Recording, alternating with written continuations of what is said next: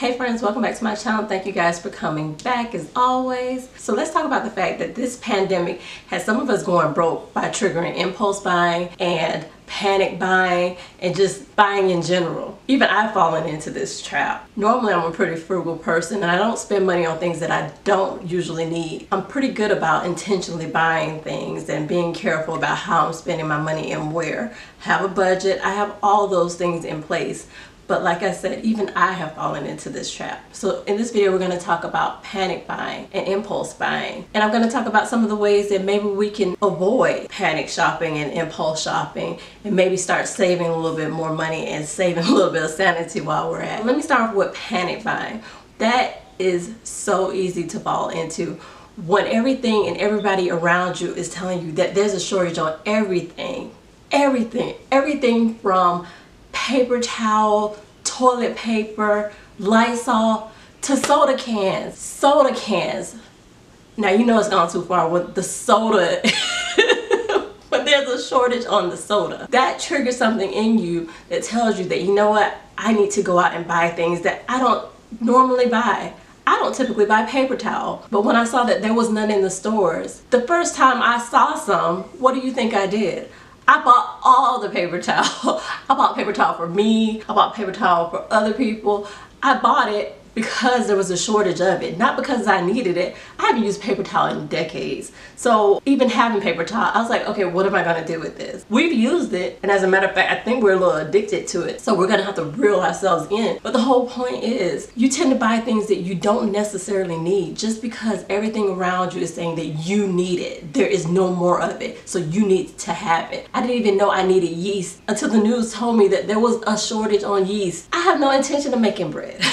But I was buying yeast by the pound, and I have enough yeast to make 10 years worth of bread right now in my freezer. But I bought it because that's what seemed normal at that time. Everybody was running out and buying things that they don't typically buy. And that's why the stores ran out of things, because everybody was buying things by the caseload. It was ridiculous. You guys know, when you went to the store, how many months was it before you saw toilet paper again? I still can't find Lysol. But yeah, so panic buying and impulse buying is something that tends to make us shop without thinking. Where we should be saving our money for emergencies and situations just like this, we're purchasing things that we don't necessarily need, but we feel like we have to have. On the flip side of that, impulse shopping, with everything that was going on in the news, with all the terrible things that were happening around the world. During that time, we were quarantined. Nobody could leave. So it was either watch the news or go to Amazon. We're so addicted to our smartphones and our devices that you only had two choices: shop or watch the news, or get out and do whatever it is that you felt like you needed to do. But during that time, some of us couldn't get out. And the only other thing was to either watch the news, be depressed, go on Amazon, buy things that we thought we needed. And you ended up shopping for ridiculous amounts of things that you probably did not need. I didn't need a bread maker, but I now have a bread maker with the yeast. Because why would I buy the yeast without the bread maker? Like, I mean, who does that?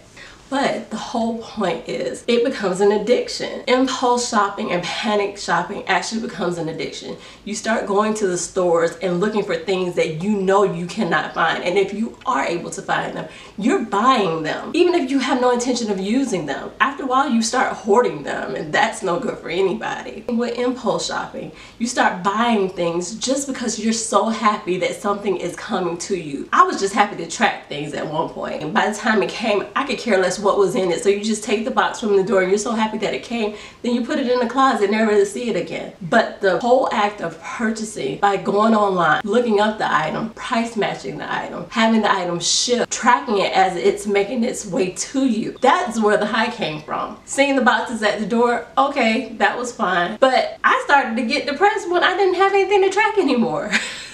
How ridiculous is that? But we've all been there. And this is something that, you know, a lot of us are dealing with. Instead of impulse buying and panic buying, really during these times of uncertainty, this is the perfect time to find other things to do, find other ways to bring in more money, find ways to save more money. I know for us, for example, because everybody was home, everything, and I mean everything that could possibly fall apart, fell apart. Our dishwasher stopped working, our AC of course needed help, our water heater, everything fell apart. And luckily we did have an emergency fund, and we still do have an emergency fund to take care of those type of things. But when you're impulse buying and you're panic shopping, you're thinking, you know what, let me go ahead and buy all this stuff just in case I am not able to later on. Maybe I'm going to lose my job. I'm not sure what's going to happen. But instead of doing that, instead of hoarding all the toilet tissue or hoarding all the yeast, maybe this is time that we need to think, okay, what can I do to bring in more money to make sure that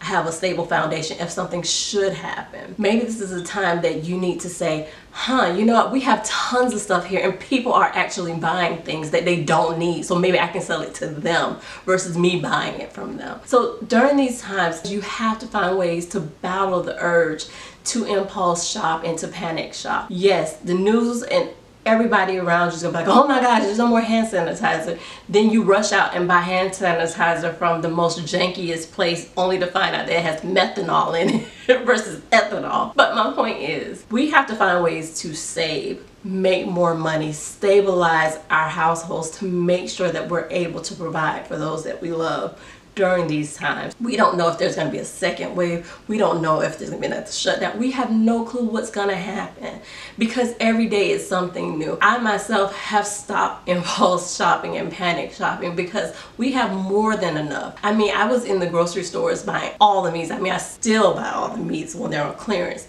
But I mean, I was buying things at prices that I would not normally buy them. I was on places like Poshmark looking for things like Lysol, which were going for $50 a can. And do you know that I was ready to purchase those $50 cans of Lysol because I thought I needed them? I have enough disinfectants and disinfectant wipes. I don't need that. But the fact is that everything around you is telling you that there's a shortage. There is no more. You may not be able to afford it. Things are going up. Save money now by buying. Let's be real. During the quarantine, there were no sales. Not one place was on. Not even Bath and Body Works had a sale. Now you know that's bad.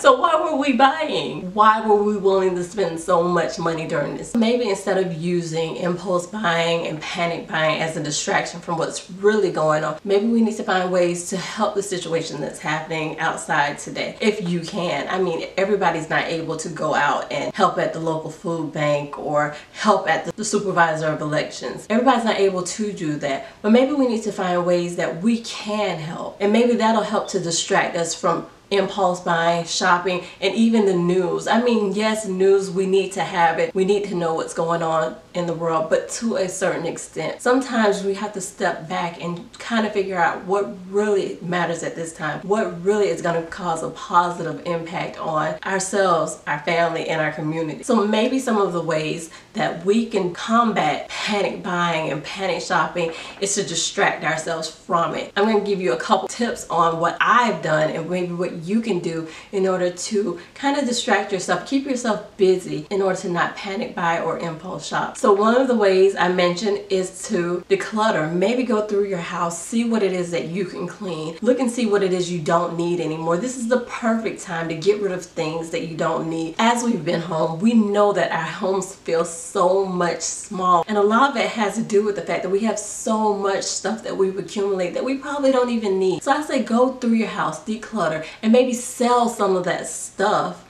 in order to bring in more income so that you have an emergency fund or extra funds just in case something should happen, so you don't have to panic shop because you know that you will have some money available in case you need it during these uncertain times. That leads me into my next tip. Maybe you could get a side hustle selling things. Maybe you could start an online business. Who knows? If you have tons of stuff, people are willing to buy it. People are looking for things that they didn't even know that they needed. So that means that you don't know what everybody needs. And maybe you have something that somebody wants and they're willing to spend money on. For some reason, during this pandemic, I have noticed that people have tons of money to spend and they are willing to spend tons of money on things that they do not need. When school was restarting and a lot of the kids were going to be home due to homeschooling and distance learning, we went to IKEA and There were so many people in line and we could not understand it. When we talked to one of the associates, they mentioned that they've been busy since the beginning of the pandemic. Since they were open and able to serve people, they've been busy.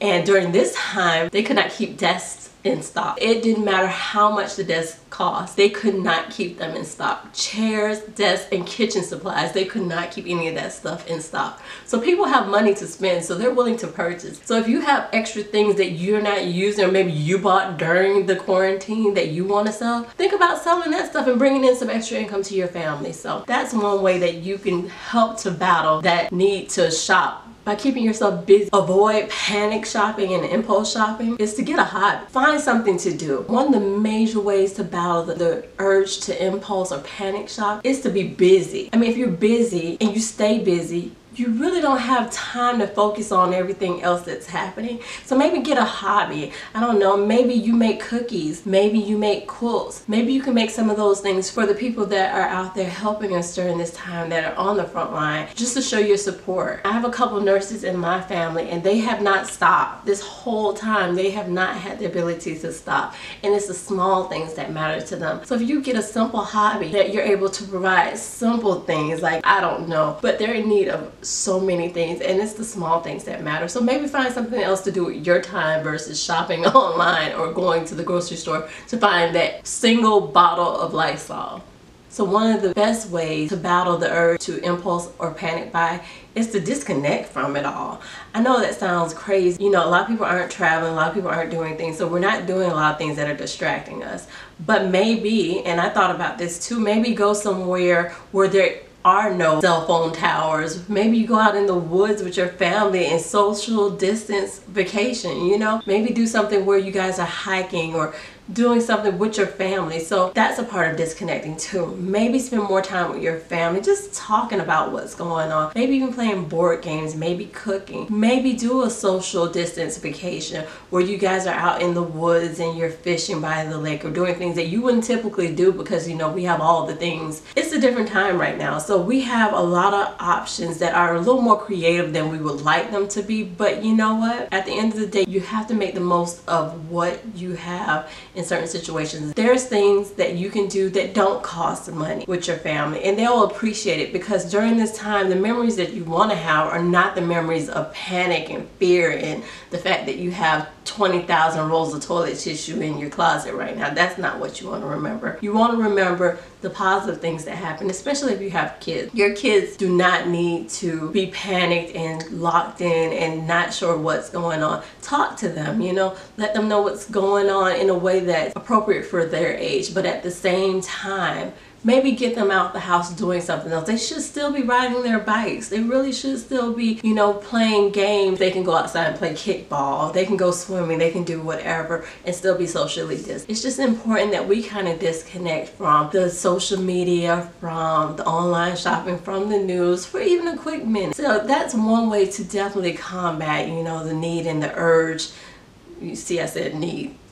The want to panic buy and to impulse buy. But with all that being said, you know, it's something that's happening, and like I said, we don't know what's gonna happen, and if you don't get that under control, you can spiral and it can turn into something where you are spending money that you do not have. So just take that into consideration. But my question is to you: did you panic buy? Did you impulse buy? What did you buy?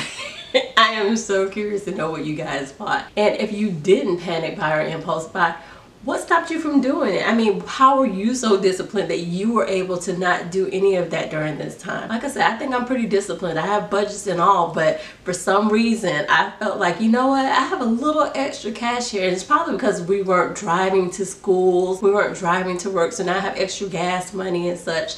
So yeah, I bought a couple things on Amazon because, you know, every time I looked around, Amazon and the news was there. And I swear Amazon during this time made tons of money off of providing instant gratification. There were so many Amazon vehicles coming in and out of our neighborhood, it was ridiculous.